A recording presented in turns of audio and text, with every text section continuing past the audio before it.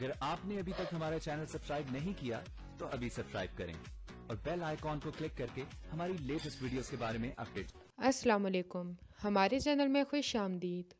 आमिर चाहता है कि दुआ उसके साथ वापस आ जाए, मगर जब वो नहीं आती तो उसे धक्का दे देता है, जिसकी वजह से दुआ का बच्चा मर जाता है। दुआ आमिर से और अपने घर वालों से छुप जाती है और आमिर को जब दुआ नहीं मिलती तो वो मीरब के घर जाता है और वहाँ से उसकी बहन को अगवा कर लेता है कि बताओ दुआ किधर है, क्या वो मीरब के पास है।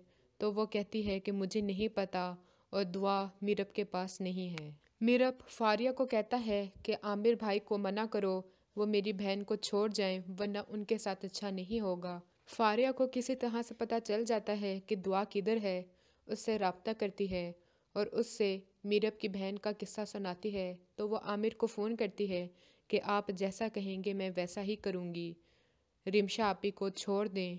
तो वो वापस आमिर के पास चली जाती है और आमिर मीरब की बहन को छोड़ देता है और उससे कहता है कि तुमने मेरे बच्चे को क्यों मारा, मगर इसका सारा कसूर दुआ आमिर को देती है कि उसकी वजह से मेरा बच्चा मरा।